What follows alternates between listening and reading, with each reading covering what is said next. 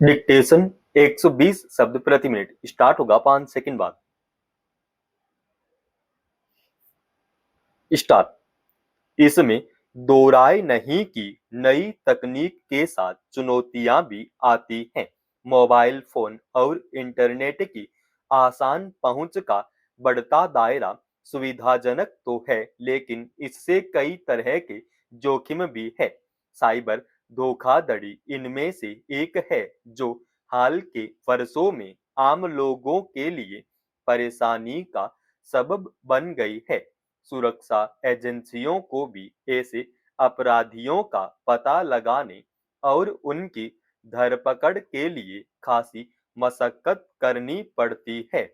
Mobile उपभोक्ताओं को cyber जालसाजों की ओर से आए दिन अनजान नंबरों से फोन आना आम बात हो गई है, और जो लोग उनके झांसे में आ जाते हैं वे लाखों करोड़ों रुपए गंवा बैठते हैं। मगर अब इस तरह के फोन की पहचान करना आसान होगा। दूरसंचार विभाग जल्द ही आम उपभोक्ताओं को मोबाइल पर ऐसी सुविधा प्रदान करेगा जिससे फोन करने वाले व्यक्ति का नाम भी प्रदर्शित होगा। दूरसंचार नियामक ट्राई ने इस प्रस्ताव को मंजूरी दे दी है। हालांकि मोबाइल पर फोन करने वाले व्यक्ति के नाम का पता लगाने के लिए कुछ ऐप ऑनलाइन उपलब्ध हैं और चुनिंदा लोग उनका इस्तेमाल भी करते हैं, मगर नाम प्रदर्शित करने की इनकी सटीकता और इस्तेमाल को लेकर लोगों में भ्रम बना रहता है। ऐसे में दूरसंचार विभाग और ट्राई ने जो कदम उठाया है वह अभी मोबाइल धारकों के हित में है। दरअसल ट्राई ने फरवरी 2024 में फोन करने वाले का नाम प्रदर्शित करने से जुड़ी इस सेवा पर अपनी सिफारिशों में कहा था कि यह केवल मांग करने वाले उपभोक्ताओं को ही मुहैया कराई जाए, जबकि दूरसंचार विभाग का कहना था कि यह सुविधा सभी मोबाइल उपभोक्ताओं को उपलब्ध कराई जानी चाहिए। ट्राई ने अब विभाग के इस प्रस्ताव पर सहमति जता दी है और इस पर परीक्षण भी शुरू कर दिया गया है। दूरसंचार विभाग ने उम्मीद जताई है कि यह सुविधा देश भर में मार्च 2026 तक लागू हो जाएगी।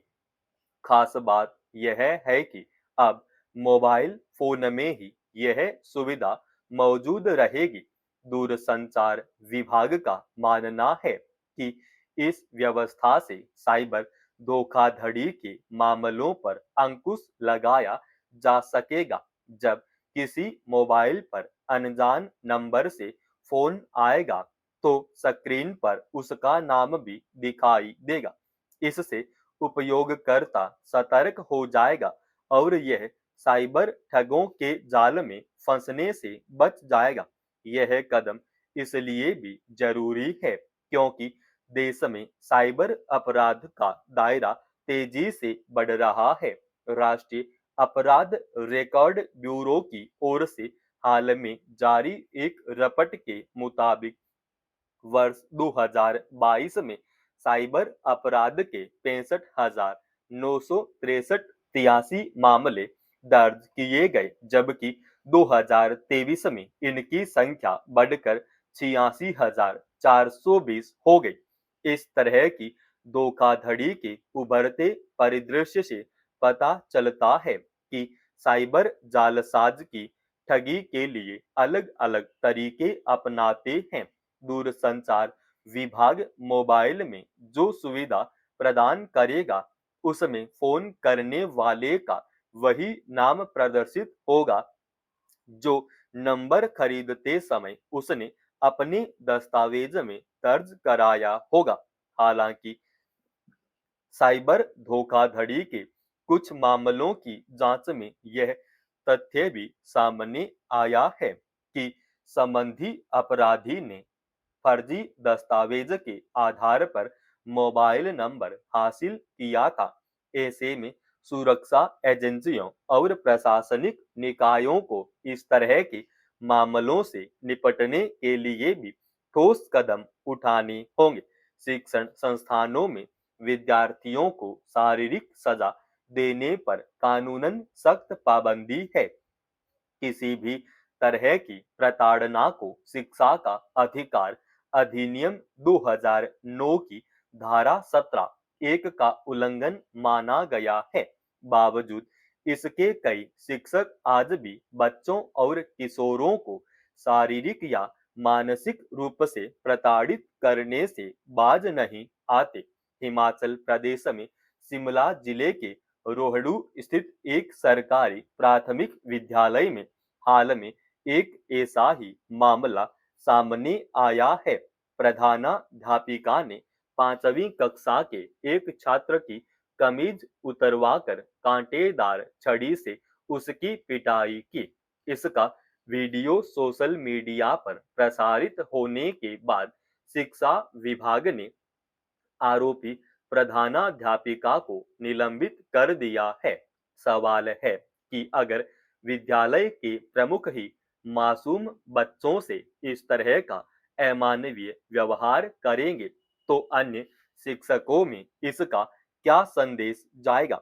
विद्यालयों में बच्चों को सुरक्षित एवं पठन पाठन के लिए बेहतर माहौल प्रदान करने की जिम्मेदारी संभालने वाले शिक्षकों के ऐसे आचरण को कैसे बर्दाश्त किया जा सकता है। हिमाचल प्रदेश में हाल के दिनों में किसी स्कूली बच्चे को शारीरिक सजा देने का यह पहला मामला नहीं है। इससे पहले चंबा के भरमौर मंडल में शिक्षक द्वारा पिटाई की वजह से तीसरी कक्षा के एक बच्चे के कान का पर्दा फट गया था। इसी तरह हमीरपुर के एक विद्यालय में विद्यार्थियों को प्रताड़ित करने का मामला भी सामने आया था। ऐसे में सवाल है कि क्या शिक्षकों को यह प्रशिक्षण नहीं दिया जाता कि बच्चों से कैसा व्यवहार किया जाना चाहिए। पिटाई से उनके कोमल मन पर कितना गहरा और दीर्घकालिक प्रभाव पड़ सकता है। अगर विद्यालय में कोई बच्चा शरारत या गलती करता है तो उसे मनोवैज्ञानिक तरीके से समझाया जाना चाहिए। भय का माहौल बनाना या शारीरिक सजा देना कानूनन अपराध है। इस तरह के असुरक्षित वातावरण में डरे सहमे बच्चों की पढ़ाई पर भी बुरा असर पड़ता है। सरकार और शिक्षा विभाग को चाहिए कि इस तरह के मामलों में कड़ी कार्रवाई की जाए ताकि दूसरे शिक्षक भी इससे सबक ले सकें। समाप्त। दोस्तों, रोजाना ऐसे ही एडवांस डिक्टेशन के लिए चैनल को आप अभी सब्सक्राइब कीजिएगा और आज के इस डिक्टेशन का पीडीएफ फाइल हमने हमारे Telegram channel study with HP Swami पर डाल दिया, जिसका लिंक इसी वीडियो की डिस्क्रिप्शन में डाल रखा है।